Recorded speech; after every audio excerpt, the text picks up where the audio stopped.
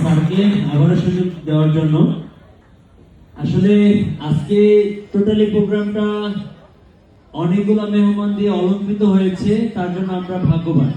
এই জন্য ভাগ্যবান যে আমরা কিছু স্পেশাল মানুষের সাথে পরিচয় হয়েছে, স্পেশাল মানুষের বক্তব্য শুনেছি। বাট আজকের দিনটা আমার জন্য আরো বেশি স্পেশাল, কারণ আমি আমার ফ্যামিলি নিয়ে এসেছিলাম। তো আসলে টিএনস জার্নিটা আমার হচ্ছে 6 বছর। আমি যখন স্টুডেন্ট 2017 সালে 25 সেপ্টেম্বর আমার জীবনে একটা কালো অধ্যায় ছিল। তখনকার সময় আমি একটা মানুষের বড় বৃক্ষ হিসেবে যেটা থাকে সেটা হচ্ছে বাবা। ওই বাবাকে হারিয়েছি। তখনকার সময় সকল আত্মীয় স্বজন আমাকে একটা আশা দিয়েছিল, তুমি ছাত্র হিসেবে ভালো পড়াশোনা করো। দেন আমি তাদের প্রত্যাশা, তাদের আশা ভরসা পেয়ে আমিও সিদ্ধান্ত নিলাম না, পড়াশোনাটা ঠিকঠাক করব।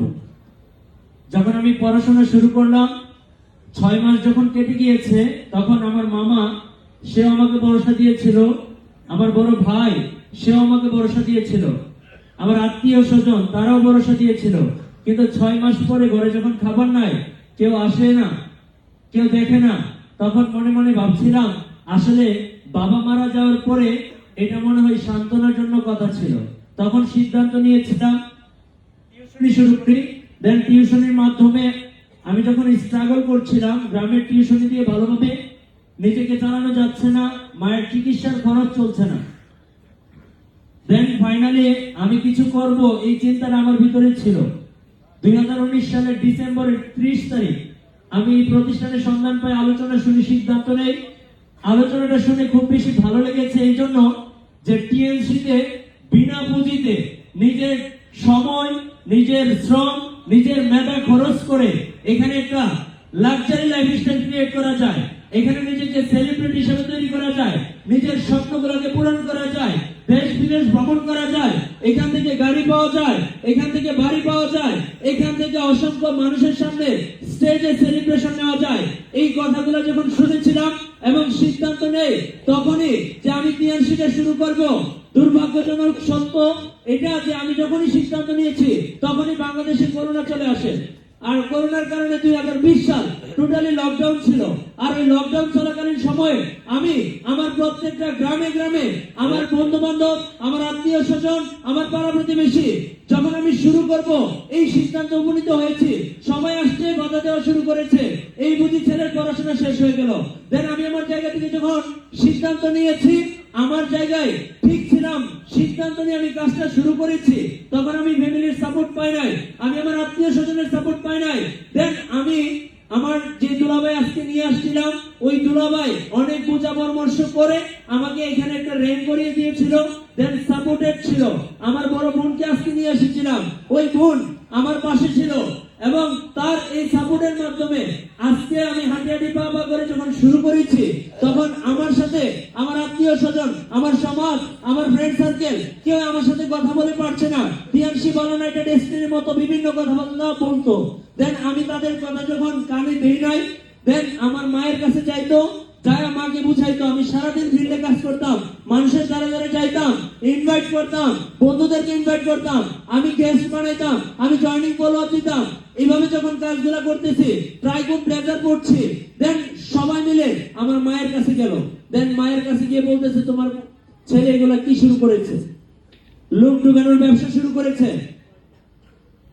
এইভাবে করে আমার মার কাছে যখন বলতো যে এই মুখে বিদেশ গিয়ে বাড়ি করে ফেলেছে, এই মুখে বিদেশ গিয়ে 12 টাকা ইনকাম করছে, এই মুখে বিদেশ গিয়ে আজকে মাকে হজ করিয়েছে, আমি মায়ের কথাগুলো শুনতাম। আর মা সারাদিন আমাকে পাইতো না। যখন আমি ঘুমাইতাম ঠিক বালিশের কাছে আইসা কান্না করতো, অজস্র কান্না করতো, ফুট ইনি সাইরাতে, এগুলো ভালো না, এগুলো ভালো না, অজস্র কান্না করতো। আমি কানে তুলা দিয়ে ঘুমিয়ে যেতাম। আমার মা বুঝতো না, অনেক কথা বলতো, কিন্তু কোনো কথা কানে নেই নাই।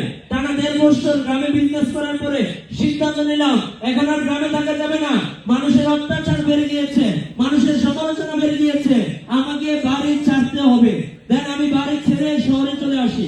দেন শহরে এসে এই আমি একটা বাড়ি চলে আসছিলাম শহরে। আমার পরনে একটা চাদর ছিল শুধু, আর কিছুই ছিল না। ব্যাচ বাড়া ছিল না, এবং স্ট্রাগল শুরু হয় তখন আমার র্যাঙ্ক 6 স্টার। আমার মনে আছে আমি একটা ব্লেজার প্রায় 2 বছর 11 মাস পরেছি। আমার ব্লেজার কেনার টাকা ছিল না, ফ্যামিলির সাপোর্ট ছিল না। তিয়াসে একমাত্র কর্ম ছিল আমার জন্য, তিয়াসে একমাত্র পেশা ছিল আমার জন্য। দেন 2 বছর 11 মাস আমার লিডার আমাকে প্ল্যান দিয়েছে, বাসা ছেড়ে দাও, অফিসে ঘুমাও। দেন আমি টানা 4 মাস অফিসে ছিলাম। অফিসে থেকে থেকে নিজের ভিতর থেকে এমন ভাবে পুড়িয়েছি, এমন ভাবে নিজেকে সিদ্ধান্ত একটা দ্বার প্রান্তে পৌঁছেছি যে আমাকে এমন একটা কাজ করতে হবে যেখানে আমার দারিদ্রতা স্পর্শ করবে না। দেন আমি আমার জায়গা থেকে সিদ্ধান্ত নিয়ে 17 দিনে একটা প্ল্যান রেডি করে আমার টিমে কিছু সদস্য পেয়েছিলাম। আমাদের হেদায়েতুল্লাহ 7 স্টার, ওই সময়কার 5 স্টার ছিল। আমার টিমে আরেকজন 7 স্টার ছিল, এখন বর্তমানে 7 স্টার। আমাদের রবিউল, আমার সৌরভ, বিউটি এবং হাদিসা, জাকারিয়া, এই কয়েকটা ছেলেদেরকে নিয়ে আমি শুরু করে দেন একটা 17 দিনের একটা চ্যালেঞ্জ দিয়েছিলাম। আমার পিপি লাগতো ৬৭,২৫৩ পিপি। দেন আমি সিদ্ধান্ত নিয়েছি 17 দিনে এই পিপি কালেক্ট করবো।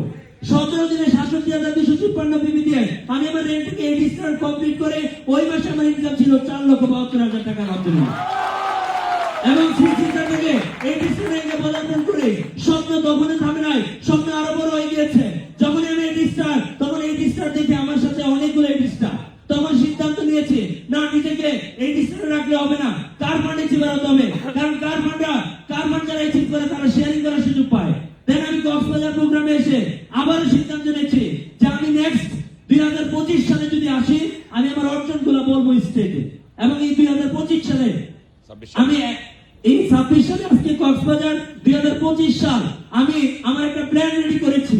আলহামদুলিল্লাহ 2025 সালে কোম্পানির এমন কোন টোন নাই যে টোনটা আমার অ্যাচিভ হয় নাই, এবং যেটা 3 মাস নিত এটা 2 মাসে অ্যাচিভ হয়ে যেত। এবং এটা আমার একের অর্জন আজকে কারফান, এটা আমি উৎসর্গ করতে চাই আমার টিমের উপর।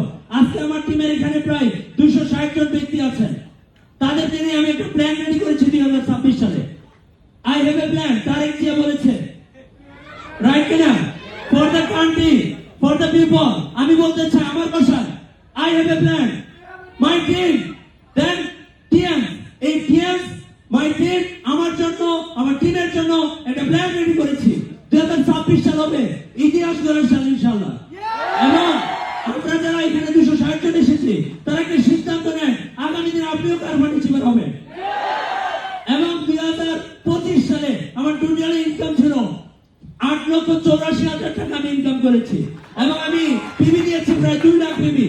এবং গত এক বছরে আমার টিমে জয়েনিং আসছে নতুন করে প্রায় 560 জন। 560 জন জয়েনিং আমি আনতে সক্ষম হয়েছি। এবং আলহামদুলিল্লাহ তাআলা, আমি আজকে যারা এসেছেন, আজকে যারা প্রোগ্রামটা করছেন, জাস্ট একটা কথাই বলবো যে আজকের প্রোগ্রাম থেকে আপনি কি শিখেছেন এটা বড় কথা নয়, আজকের প্রোগ্রামে আপনি কি সিদ্ধান্ত নিচ্ছেন এটা হচ্ছে বড় কথা। আগামী দিন আপনি এই স্টেজে আসবেন কিনা এটা হচ্ছে বড় কথা। আমি বিশ্বাস করি ইনশাআল্লাহ তাআলা আমার টিমে বিশেষ করে যারা 7 স্টার আছেন, আগামী এই মঞ্চটা আপনাকে দখল করতে হবে, আপনাকে কারফান্ডে চিপার হিসেবে আসতে হবে। এবং আজকের এই অর্জন আমি আপনাদেরকে উৎসর্গ করলাম। ইনশাআল্লাহ তাআলা আজকে একাই স্টেজে উঠেছি, আগামী বছর ইনশাআল্লাহ আমার টিমের অসংখ্য লিডার নিয়ে স্টেজে উঠবো। ভালো থাকবেন সবাই, সুস্থ থাকবেন, স্বল্প সময় শেয়ারিং। ইনশাআল্লাহ দেখা হবে আগামী মঞ্চে আবারও কারফান্ড অ্যাচিভার হিসেবে এবং ব্রোঞ্জ লায়ন র্যাঙ্ক অ্যাচিভার হিসেবে। এবং আমার টিমে অসংখ্য কারফান্ড অ্যাচিভার আমি তৈরি করবো ইনশাআল্লাহ। সবাই ভালো থাকবেন, সুস্থ থাকবেন। আসসালামু আলাইকুম।